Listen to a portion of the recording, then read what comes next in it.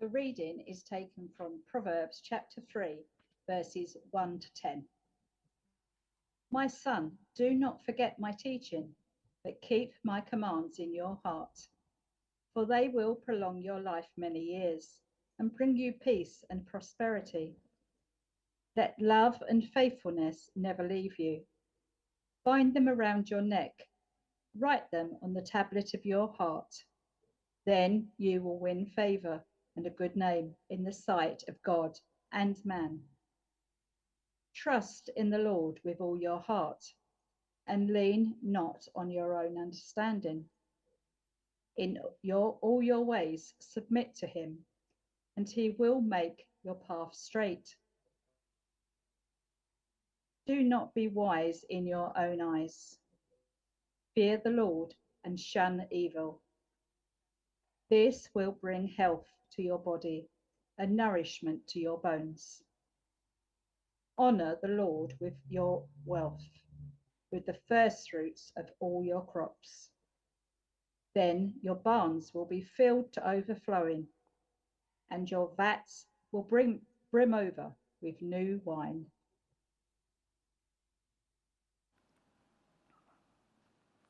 I'm going to start off with a bit of a game this morning. So I've got some proverbs here. I'm going to give you the first bit. See if you can tell me what the end of the proverb is. So, an apple a day. Easy one to start off with. An apple a day keeps the doctor away. Absolutely. Staying healthy, eating healthy things, makes sure that you stay healthy. A bird in the hand.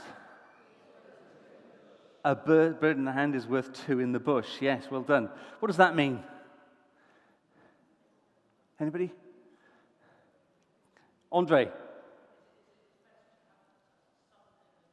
Absolutely. It's better to have something than nothing and to be content with what you've got rather than chasing after something that might happen. A stitch in time. Okay, what's that mean? A stitch in time saves 9. What's that?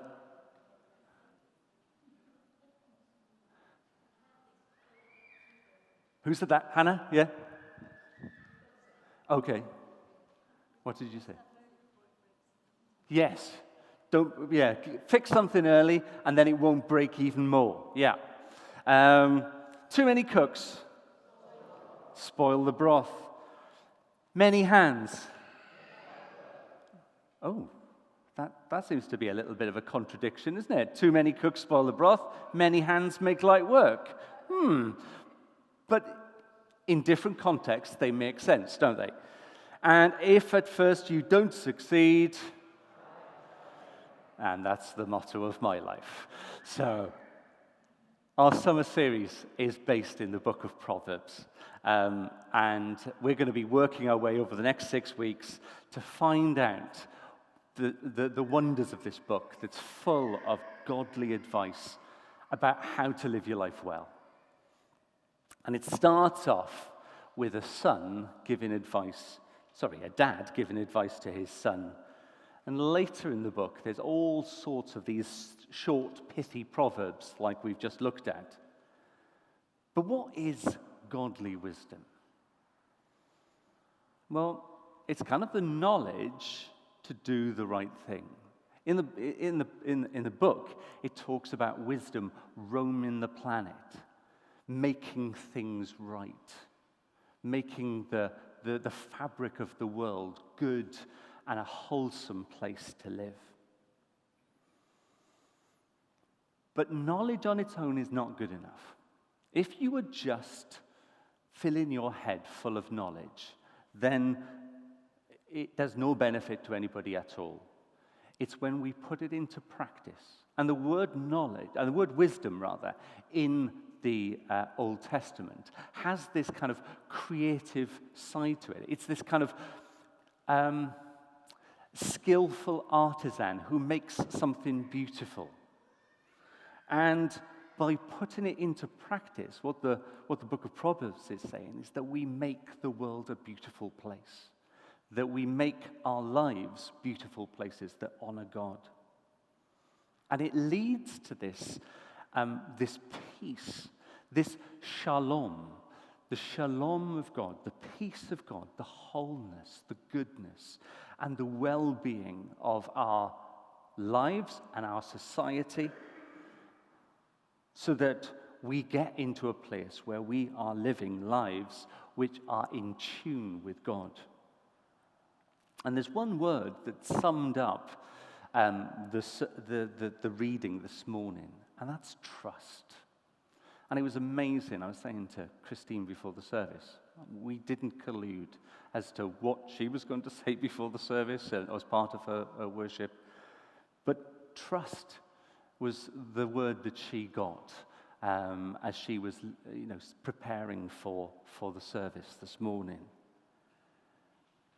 We need to trust in God. We need to put him first. And that our lives are then fulfilling the promises of God. It's good to know that we're not the first ones following this path of God, and that the giants of faith have gone before us, and that David and Moses and Esther and Ruth are all examples of how to live your life in putting our trust in God. So what are the things that we need to be thinking about that characterize what trust looks like as we share, as we live in this godly wisdom that is shared in the passage? Well, to start off with, we need to trust in God's teachings. The Father says, keep the commands of God close to your heart. Living in the knowledge of what God's commands are and following those commands are going to lead us in a way that actually enhances our lives. It's choosing God's way first rather than our way. But to be able to do that, we need to know what God's way is. So we need to get ourselves into the Bible and to be able to apply his teaching into our lives. And he says that love and faithfulness, he focuses on love and faithfulness to be our character. Love and faithfulness, the kindness, the way in which we support one another, the way in which we are true to one another.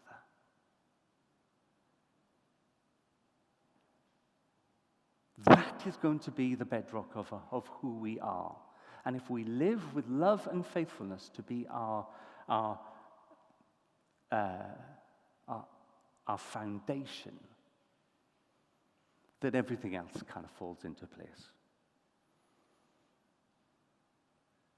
And then there's the promise. Because in this passage, there's the teaching, there's the premise, and then there's the promise. So what is the promise if we keep God's commands close to our heart? Well, it says that we are going to be, it says peace and prosperity, which is the summary of this idea of shalom. That we are going to be whole, that we can be a positive influence on our society and on those around us, but actually we live in God's presence.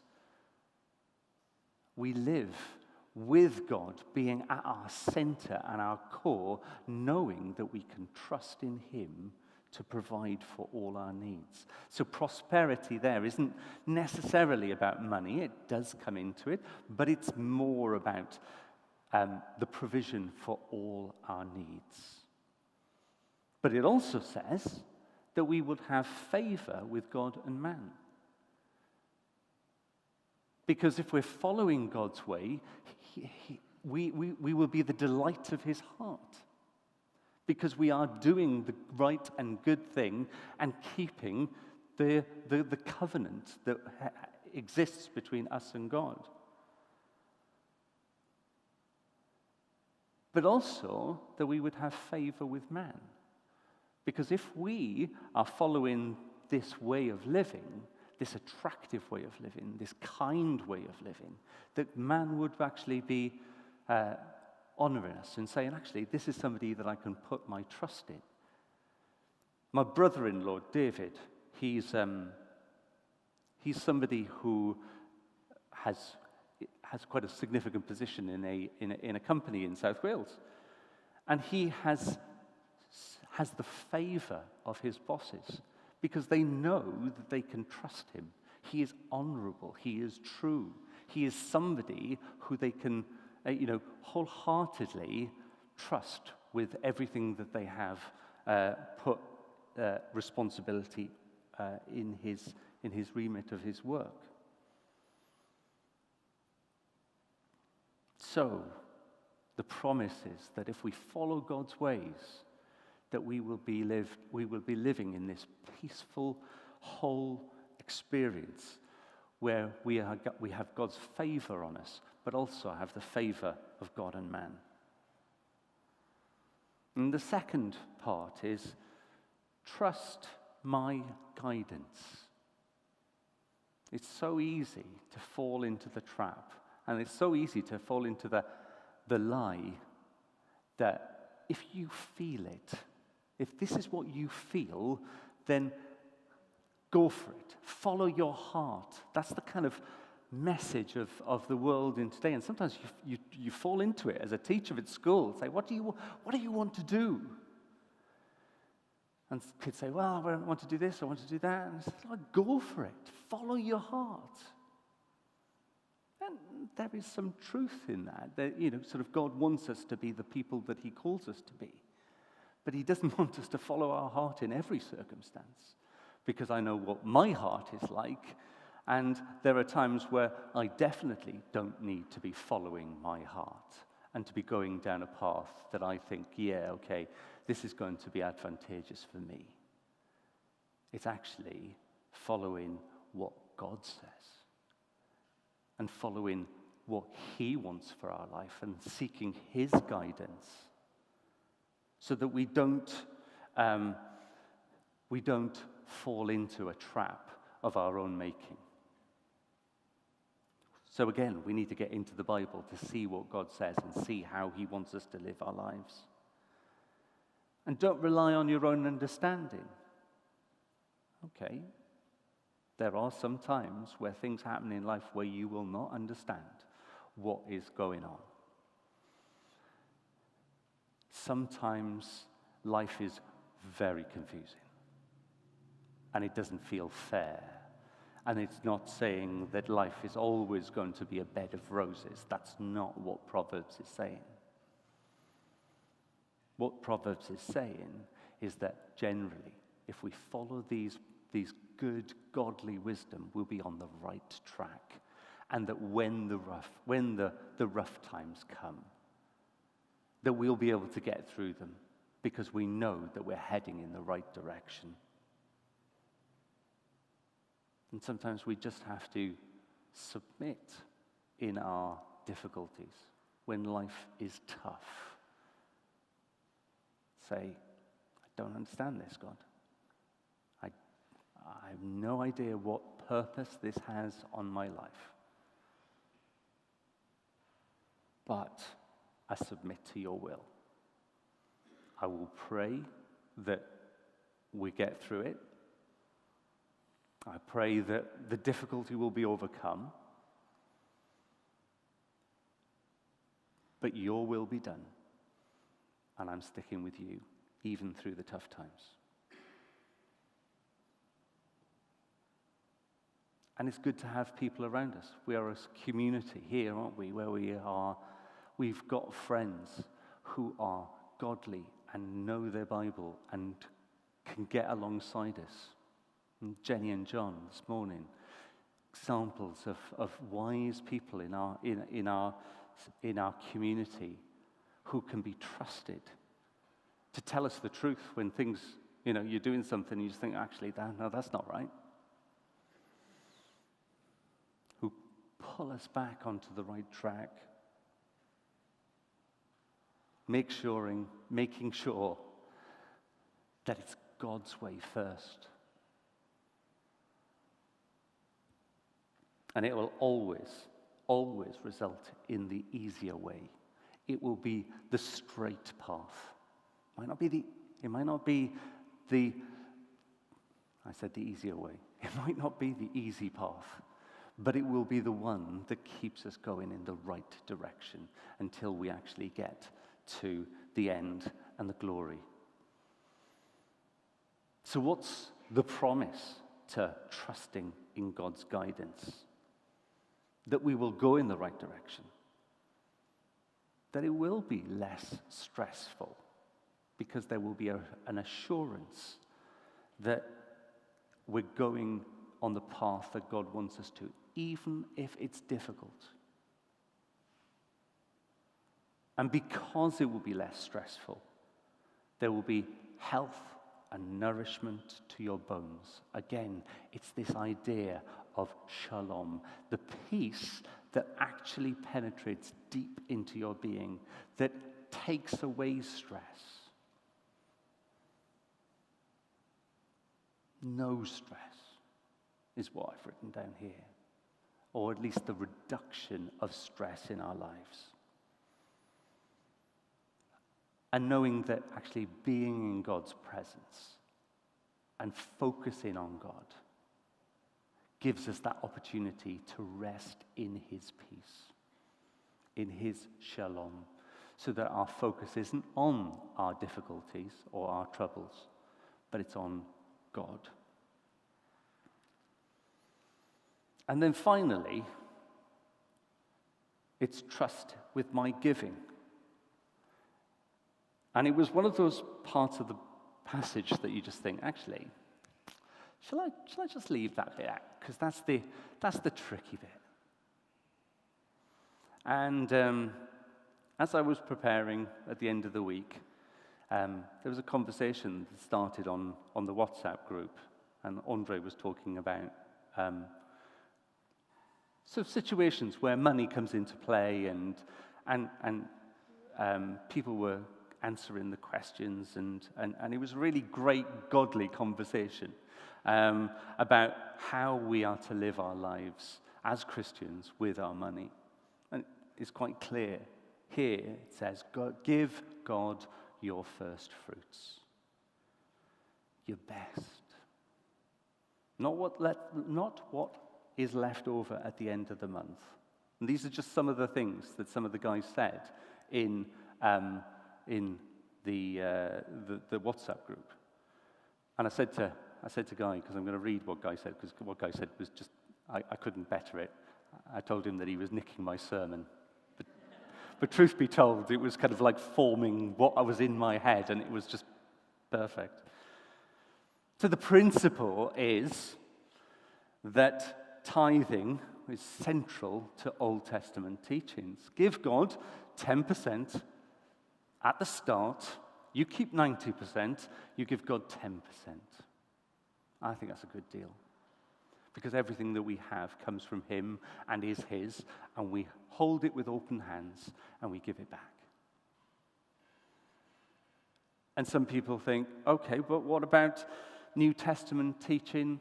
It's freedom for the law. We're not restricted by the law anymore, and therefore we don't have to give 10%.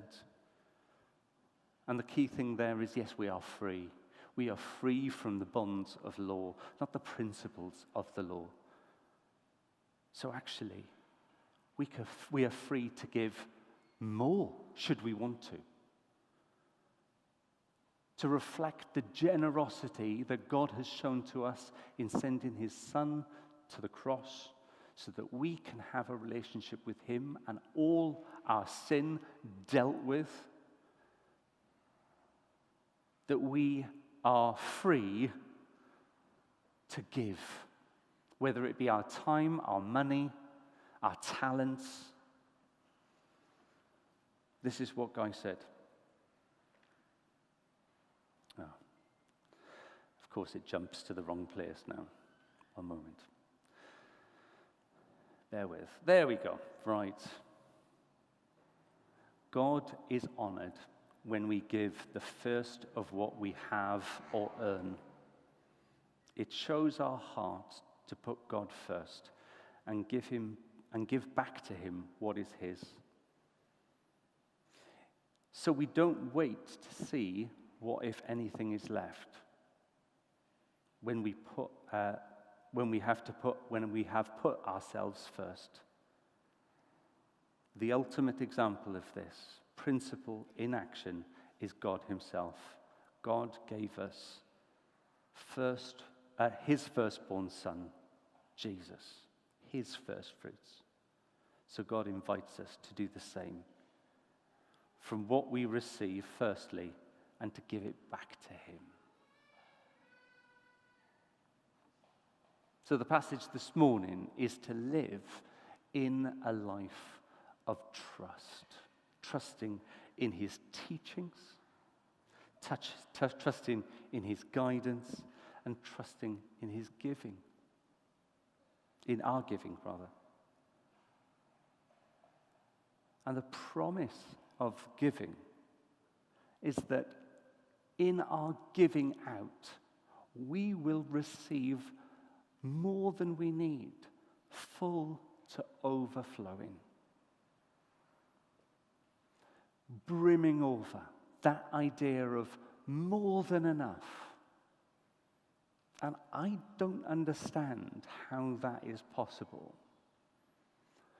But from my experience, it's true. When things get tight, maybe a tax rebate happens, or an insurance claim comes in, which is a bit more generous than we thought, or money arriving to cover bills just in envelopes from people that we don't know. There's so many stories and testimonies from everybody in our community where we know people where that has happened or it has happened to us. Because God says, I will never leave you. I will never forsake you. And nothing, absolutely nothing, can separate you from God's love. So the challenge this morning is to trust him. To put him first. Be a giant of faith. And walk with the other people who've gone before. And to embrace the peace of God which passes all understanding. Which will follow. Because that's the promise of God. And come back.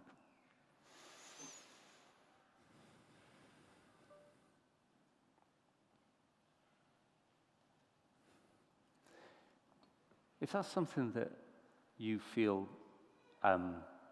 you would like to pray through, or there's something that I've said this morning that's just really touched your heart, I'm going to be over there. Please feel free to come forward, and I'm more than happy to pray with you.